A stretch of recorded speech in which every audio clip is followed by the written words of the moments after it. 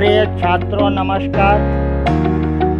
NCERT गणित की 10वीं कक्षा में आपका स्वागत है। आज हम लोग प्रश्नावली 4.2 प्रश्न क्रमांक 2 पढ़ने जा रहे हैं।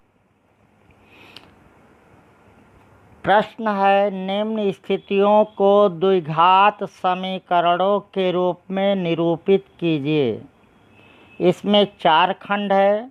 पहला खंड है, एक आयताकार भूखंड का क्षेत्रफल 528 वर्ग मीटर है। क्षेत्र की लंबाई मीटरों में, चौड़ाई के दुगुने से एक अधिक है। हमें भूखंड की लंबाई और चौड़ाई ज्ञात करनी है। कारा एक आयताकार भूखंड का क्षेत्रफल दिया है और लंबाई जो है चौड़ाई के दुगुने से एक अधिक है। तो हम मानेंगे कि चौड़ाई कितना है, यक्स मान लेते हैं। माना आयताकार भूखंड की चौड़ाई बराबर कितना बेटा? माना आयताकार भूखंड की चौड़ाई बराबर यक्स मीटर।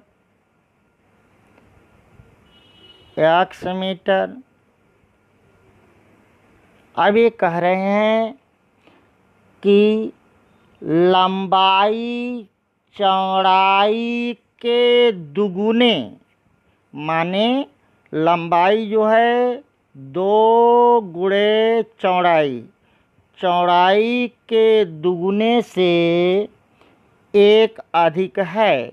माने 2 गुणे चौड़ाई धन 1, इतना मीटर है। अब देखिए बेटा, लंबाई चौड़ाई आ गया। अब प्रश्नानुसार क्षेत्रफल कितना दिया है? आयताकार भूखंड का क्षेत्रफल कितना दिया है? 528 वर्ग मीटर स्क्वायर। क्षेत्रफल, आयत का क्षेत्रफल बराबर लंबाई गुणे चौड़ाई, तो लंबाई गुणे चौड़ाई बराबर 528। अब देखिए यहाँ लंबाई कितना है? 2 एकम 2x + 1 गुणे चौड़ाई कितना है? x बराबर 528। अब इधर देखें बेटा, यहाँ बराबर हो गया तो यहाँ हम लिख देंगे इम्प्लाइज दैट। 2 ऐसे करके एक लाइन ही दिया, इम्प्लाइज दैट। अब इसका 2 में 2x में x का गुणा कीजिए, इम्प्लाइज दैट 2x² 1 में x का गुणा किया प्लस x बराबर 528। अब यह प्लस है, बराबर के इधर जाएगा, क्या हो जाएगा? माइनस। तो 2x² प्लस x प्लस है, बराबर की इधर है, क्या होगा? माइनस 528 बराबर 0। अब यह देखिए, ax वर्ग धन bx धन c के रूप में है कि नहीं? ax वर्ग धन bx धन c के रूप में है, तो ये क्या हो गया? द्विघात समीकरण। क्या लिखेंगे? उपरोक्त समीकरण ax वर्ग धन bx धन c बराबर 0 के रूप का है। अतः दिया गया समीकरण एक द्विघात समीकरण है।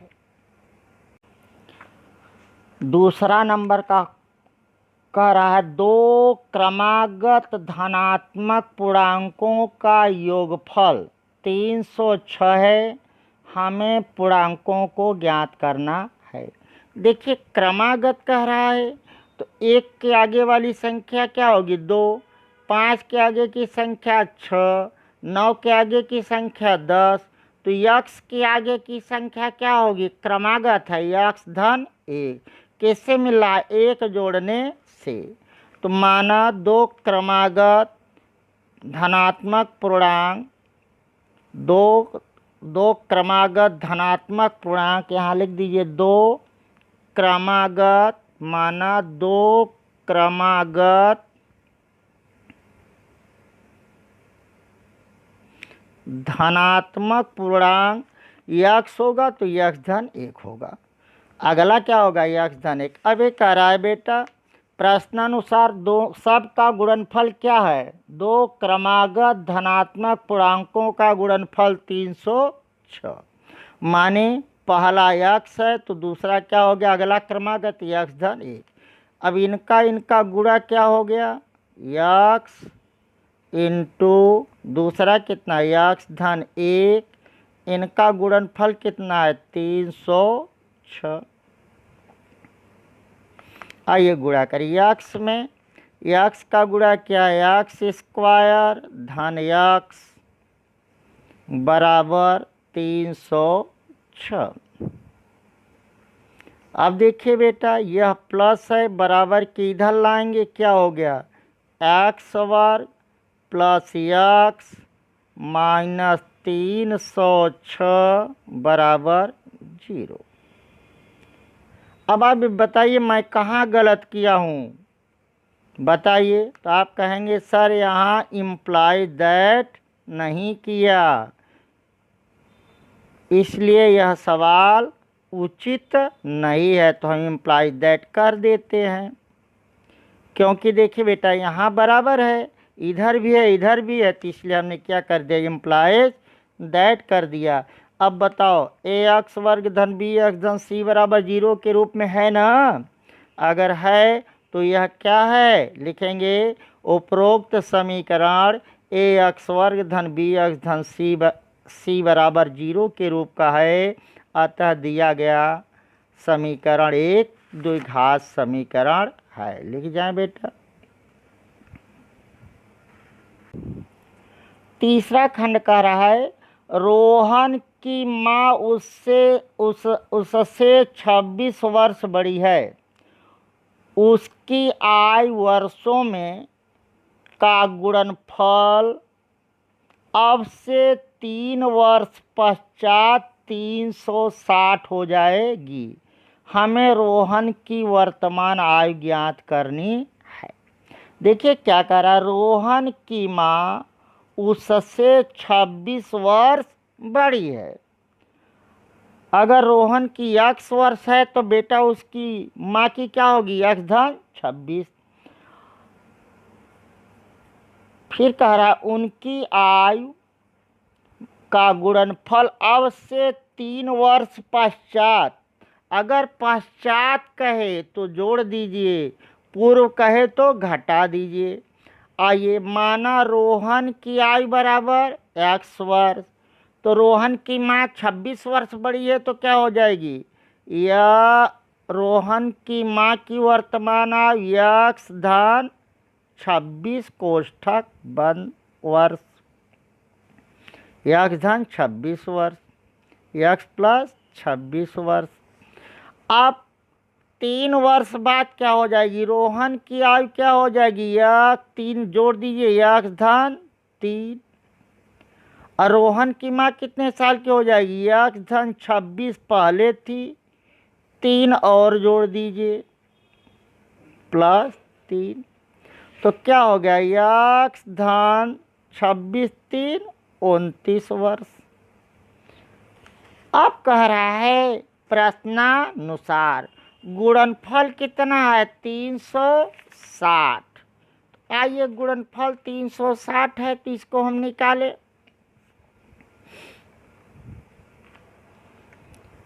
इम्प्लाई दैट x में x का गुणा x स्क्वायर प्लस x में 29 का 29x, 3 में x का धन 3x धन 29 में 3 का गुणा कर दिए, 3 नवा 27, 3 दूनी 6 2 8 बराबर 360। अब यहाँ देखिए बेटा, यक्स यक्स जोड़ दीजिए, implies that x square plus 29 x plus 87 plus है बराबर किधर लाएंगे, क्या हो गया -360 बराबर 0। यहाँ आइए बेटा, एक्स स्क्वायर प्लस 32x, 10 में से 7 गए 3, 15 में से 8 गए 7, और यहाँ 3 था, क्या बचा 2, 273 बराबर 0। चिन्ह क्या होगा, माइनस ज़्यादा है, तो उपरोक्त समीकरण किसके रूप का है, ax वर्ग धन bx धन c के रूप का है। अतः यह दिया गया समीकरण क्या है, द्विघात समीकरण है। दिया गया समीकरण कैसा है, एक द्विघात समीकरण। अब प्रश्न क्रमांक दूसरे का चौथा खंड, एक रेलगाड़ी 480 किलोमीटर की दूरी समान चाल से तय करती है। यदि इसकी चाल 8 किलोमीटर प्रति घंटा कम होती तो वह उस दूरी को तय करने में 3 घंटे अधिक समय लेती। हमें रेलगाड़ी की चाल ज्ञात करना है। देखिए, रेलगाड़ी की ऐसी सवाल आ जाए तो रेलगाड़ी की सामान्य चाल लीजिए। माना रेलगाड़ी की सामान्य चाल बराबर x किलोमीटर प्रति घंटा। कितना दूरी चलना है, 480 किलोमीटर। तो हम समय निकाल लेंगे। समय बराबर क्या होता है, 3 घंटा अधिक या कम लेती है। तो हम मालूम हो गया कि हम समय निकाल लें।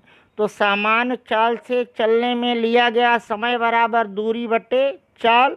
दूरी कितना है, 480 किलोमीटर प्रति घंटा, और समय कितना है, x किलोमीटर प्रति घंटा।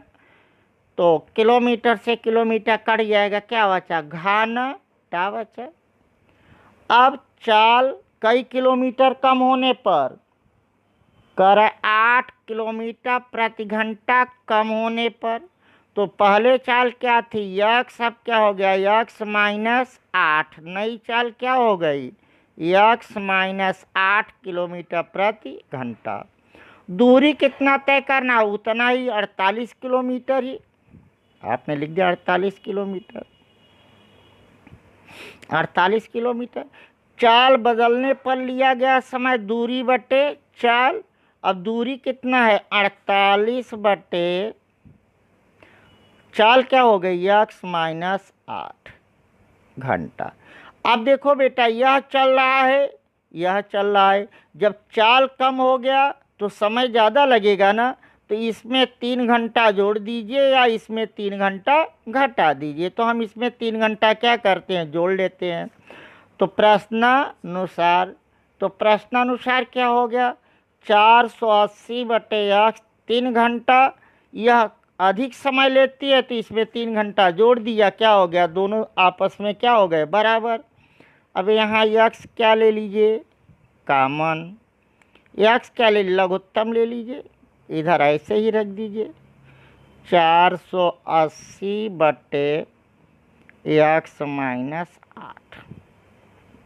x लघुत्तम लिया, x में x का गुणा किया, एक बार गया 480 में गुणा किया, 1 में 480 का गुणा 480 प्लस 3 एकन्नम 3x। अब इसका इसमें गुणा कर दीजिए, इसका इसमें गुणा कर दीजिए। तो देखिए क्या गुणा हुआ बेटा, 480 प्लस 3x। त्रिया गुणा कर रहे हैं, किसका गुणा करेंगे, x -8 बराबर, ये 480 में x का गुणा कर दिया, 480 गुणते x। अब आइए देखिए, 480 में x का गुणा किया, 480x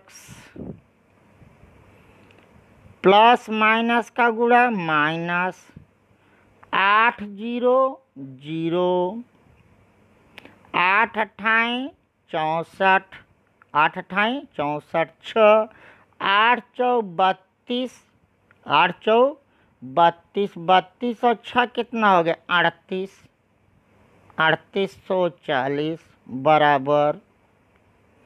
अब बराबर है। अब देखिए इसका 3x में करेंगे गुणा, 3x में x का गुणा कर दिया 3x स्क्वायर माइनस 3 8 24 बराबर 3 8 24 x बराबर कितना हो गया 3 8 24 x बराबर 480 x। अब देखिए बेटा, यहाँ ध्यान दीजिए, तनिको घबराइए नहीं सवाल में कि कहाँ क्या हो जा रही है। यहाँ देखिए 480 में x का गुणा किया 480 x, फिर 480 में 8 का गुणा किया 3840, फिर 3x में x का गुणा किया 3x स्क्वायर माइनस 3 8 24 x बराबर 480। देखिए 480 x इधर है, 480 x इधर है, कट गया तो क्या बचा यहाँ देखिए 3x स्क्वायर माइनस 24x ऋण 3840 बराबर 0। अब यहाँ देखिए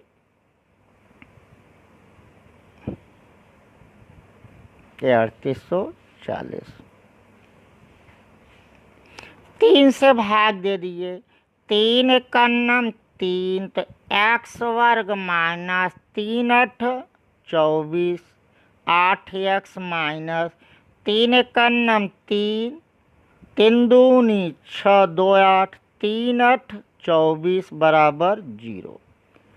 अब यह देखें ax वर्ग धन bx धन c के रूप का हो गया तो नीचे लिख देंगे वो चूँकि उपरोक्त समीकरण ax वर्ग धन bx धन c बराबर 0 के रूप का है, अतः दिया गया समीकरण एक द्विघात समीकरण है।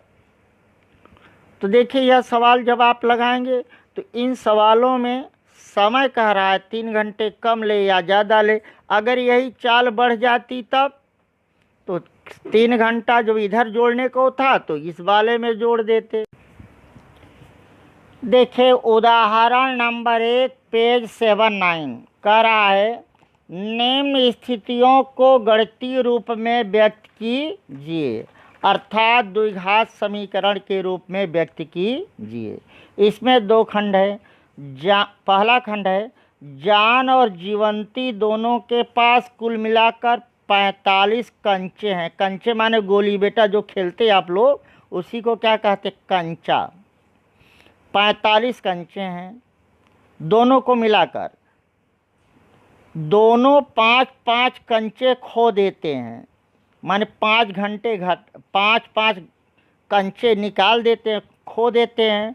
अब उनके पास कंचों की संख्या का गुणनफल 124 है।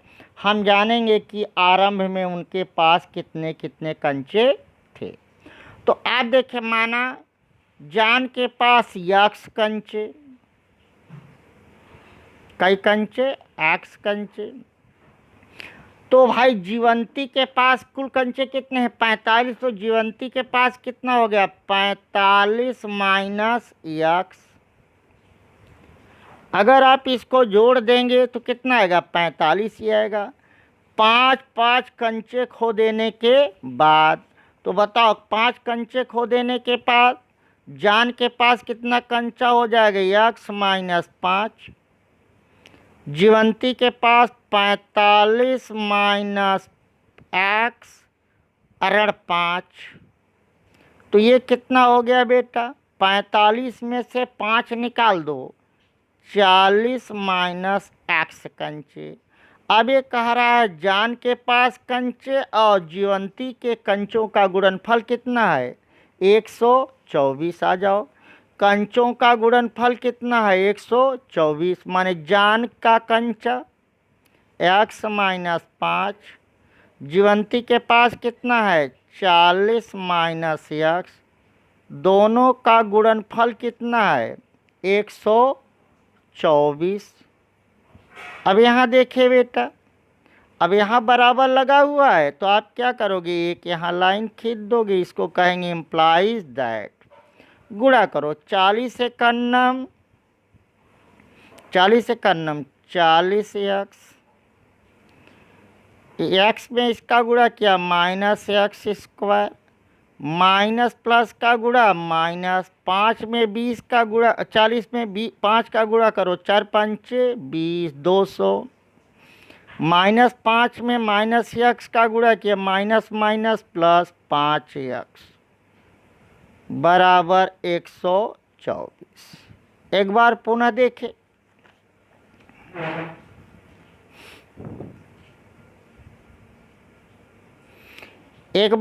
देखें, प्रश्नानुसार कंचों की संख्या का गुणनफल x माइनस 5 माने जान के पास कंचा गुणे जीवंती के पास कंचा माने गोली बराबर 124।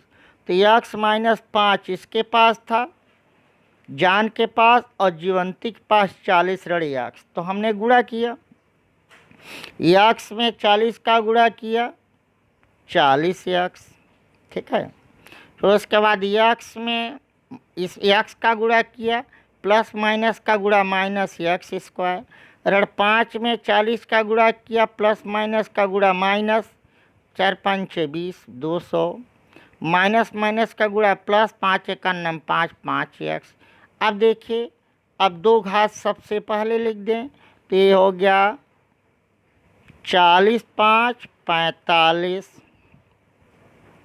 x minus x square minus 200, ठीक है। 40 5 5 तो यहाँ प्लस था, इधर आ गया तो क्या हो गया माइनस 124 बराबर 0। अब देखिए बेटा, एक्स स्क्वायर पहले लिख दो माइनस एक्स स्क्वायर, इसका चिन्ह प्लस है, प्लस 45। यहाँ देखिए दोनों जुड़ गए, समान चिन्ह है, 200 और 124 324 बराबर 0। अब देखिए बराबर के इधर देखिए x के पहले माइनस है, माइनस से क्या कर दे गुणा कर दीजिए, जब माइनस से गुणा कर देंगे तो क्या हो जाएगा, यहाँ एक्स स्क्वायर, ये 45x है, माइनस 45x प्लस 324 बराबर 0। यह देखिए क्या हो गया, ax वर्ग धन bx धन c के रूप का हो गया है। तो क्या हो गया, हिंदी में लिखेंगे उपरोक्त समीकरण ax वर्ग धन bx धन c बराबर 0 के रूप का है, अतः दिया गया समीकरण एक द्विघात समीकरण है। अब इसका दूसरा खंड देखिए, उदाहरण का ही दूसरा खंड, एक कुटीर उद्योग एक दिन में कुछ खिलौने निर्मित करता है, प्रत्येक खिलौने का मूल्य ₹55 में से एक दिन में निर्माण किए गए खिलौनों की संख्या को घटाने से प्राप्त संख्या के बराबर है। किसी एक दिन कुल निर्माण 750 रुपया थी, हम उस दिन निर्माण किए गए खिलौनों की संख्या ज्ञात करना चाहेंगे। कह रहा है एक कुटीर उद्योग एक दिन में कुछ खिलौने निर्मित करता है, माना एक दिन में निर्मित खिलौनों की संख्या कितना x, आइए लिख दें। फिर कह रहा है, प्रश्न पढ़िए, प्रत्येक खिलौने का मूल्य 55 में से एक दिन के निर्माण के लिए निर्माण किए गए खिलौने की संख्या को घटाने से प्राप्त होती है। माने एक दिन की लागत 55 है तो 55 में x को क्या करो, निकाल दो, उतना ही क्या होता है कुल खिलौनों की क्या है लागत। प्रश्नानुसार कह रहा है दोनों का गुणनफल कितना है 750। तो कुल खिलौनों की संख्या और लागत का गुणा कर दें 750। अब आइए इसको हल करें। 55 में x का गुणा 55x माइनस एक्स स्क्वायर बराबर 750। अब यहाँ देखिए बेटा, बराबर यहाँ क्या लगाएंगे इम्प्लाइड दैट, यहाँ क्या लगाएंगे इम्प्लाइड दैट। तो क्या हो गया minus x square plus 55x, यह प्लस है इधर ले आओ, क्या हो गया माइनस 750 बराबर 0। एम्प्लाइज दैट, देखिए यहाँ पर माइनस है, माइनस को हटा दीजिए, ऋण से पूरे समीकरण में गुणा कर दीजिए। X square minus 55x plus 750 बराबर 0। यहाँ देखिए ए एक्स वर्ग धन बी एक्स धन सी के रूप में है, अतः यह क्या है एक द्विघात समीकरण है। लिख दें उपरोक्त समीकरण ए एक्स वर्ग धन बी एक्स धन सी बराबर 0 के रूप का है, अतः दिया गया समीकरण एक द्विघात समीकरण है। इस प्रकार से हमारा दूसरा क्वेश्चन ख़त्म हो गया। तो बेटा लोग आप लोग मेहनत करें, लगन से निरंतरता बनी रहेगी, सफलता जरूर मिलेगी। एपीजे अब्दुल कलाम कहा करते थे हार्ड लेबर, कठोर परिश्रम करो, पसीना बहाओ, सफलता कदम छू ले। तो थैंक यू बेटा।